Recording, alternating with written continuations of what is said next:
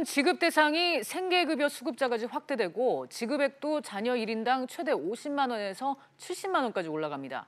이와 함께 산후조리 비용에 대해서도 의료비 세액공제를 적용하는 방안이 추진이 되는데요. 관련해서 이인표 생활경제 큐레이터와 자세히 알아보겠습니다. 어서 오세요. 네, 안녕하세요. 네, 당정이 올해 세법 개정안과 관련해서 이제 합의를 했는데 오는 30일 다음 주죠.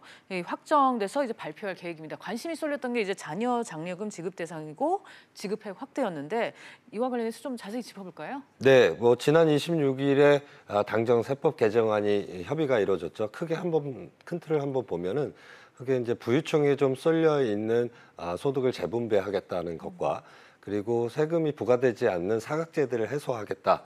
그리고 저소득층의 지원을 강화하겠다. 이 정도로 보여지는데요. 그러한 측면에서 지원이 강화된 게 바로 자녀 장려금인데요. 자녀 장려금 제도라는 걸 간단하게 살펴보면 정부가 임신과 출산을 좀 장려하고 저소득 가구의 자녀 양육 부담을 덜어주기 위해서 시행하고 있는 제도인데요. 지금은 자격 요건을 보면 부부 합산 소득이 4천만 원 이하고 재산이 2억 원 미만이고 그럴 경우 18세 미만의 자녀가 있을 경우 1인당 현행은 30만 원에서 50만 원 정도를 지급을 했었는데요. 이를 확대해서 50만 원에서 70만 원을 지급하겠다 이렇게 발표를 했고요. 과거에는 배제되어 있던 현행 그 기초생활보장법에 따른 생계급여 수급자들은 포함이 되지 않았었는데 이분들도 이번에는 포함시키는 것으로 제가 좀 궁금했던 게 됐습니다. 왜 그동안은 생계급여 수급자들은 포함이 되지 않았던 것이죠? 재원의 문제도 있을 수 있고 네. 이중으로 또 지급이 된다는 그 형평성 논란이 좀 있어서 네. 점차적으로 개편을 하기로 한 게 된 것 같습니다. 알겠습니다. 네. 이 자녀 장려금에 앞서서 또 근로장려금도 확대가 이미 됐었잖아요? 네, 문재인 정부 들어서 근로장려금 역시도 또 확대가 됐죠. 네. 근로장려금이라는 건 열심히 일을 했으나 소득이 좀 적은 근로자나 아니면 자영업자를 대상으로 해서 실질적인 가계 실질 소득 지원을 해주는 그러한 제도인데 이 또한 또 지급 대상의 요건을 완화를 해서 대상은 한 2배로 늘렸고요. 네. 지급액은 3배로 확대가 됐습니다. 이를 통해서 기존에 한 166만 가구가 혜택을 받다면 앞으로는 334만 가구 2배 이상 증가가 될 것으로 보이고요. 지급액은 1조 2천억 원에서 3조 8천억 원으로 늘어날 것으로 보입니다. 네.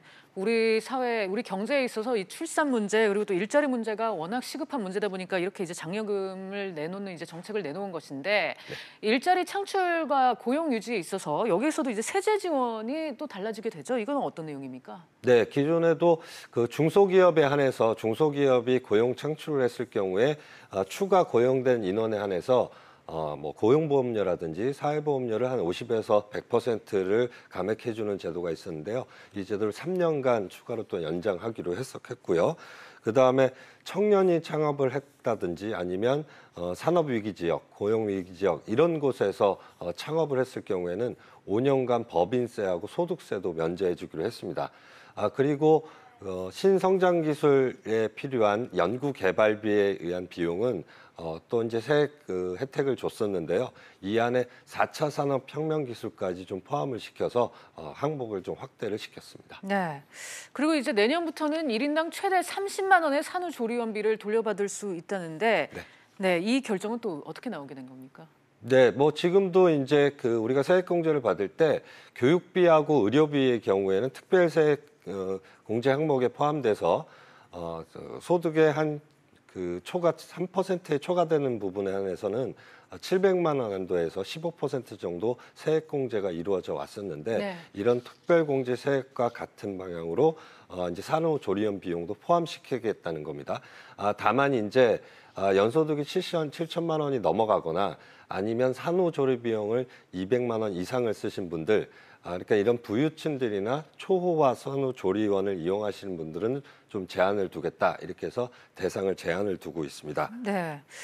자, 이렇게 이제 산후조리원비까지 이렇게 지원을 하면서 출산을 이제 장려하는 건데 일자리 장려, 근로 장려금도 그렇고요. 네. 효과는 어느 정도로 기대를 해볼 수 있을까요? 어떻게 보세요?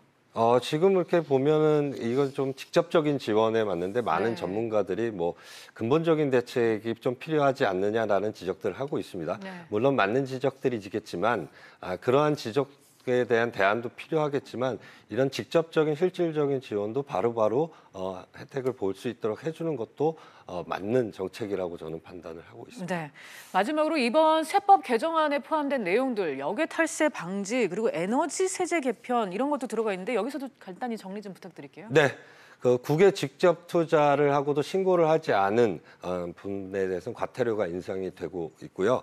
네, 부가 제척 기간을 현행을 무신고 7년, 과소신고 5년에서 10년으로 늘렸는데 부가 제척 기간, 그러니까 법적으로 세금을 부과할 수 있는 기간을 과거보다 많이 늘렸다 이렇게 네. 해석하시면 될 것 같고요. 그래서 과세 공평성을 확보하겠다라는 거고요. 에너지 세제 개편도 이루어지는데 발전용 유연탄의 개별 소비세를 인상을 했습니다. 그러니까 발전용 유연탄, 그러니까 주로 화력 발전소에서 많이 쓰이는 건데 연탄이 무연탄, 유연탄으로 구분이 되는데 유연탄이 조금 더 비싸지만 연기가 많이 나는 대신에 화력이 네. 굉장히 좋은 연탄인데요. 그렇군요. 거기에 이제 환경적인 문제까지 감안해서 개별 소비세를 인상하겠다고 한 거고요. 네. 반대로 LNG 같은 경우는 개별 소비세를 인하하겠다라고 발표를 했습니다. LNG 같은 경우는 그러면은 더 사용을 장려한다는 뜻인가요? 그렇죠. 아무래도 친환경 에너지에 가깝다 보니까요. 네. 이런 유연탄보다는 LNG를 적극 장려하고 있습니다. 알겠습니다. 오늘 이인표 생활경제 큐레이터와 함께 세법 개정안 관련해서 정리를 해봤습니다. 오늘 말씀 감사합니다.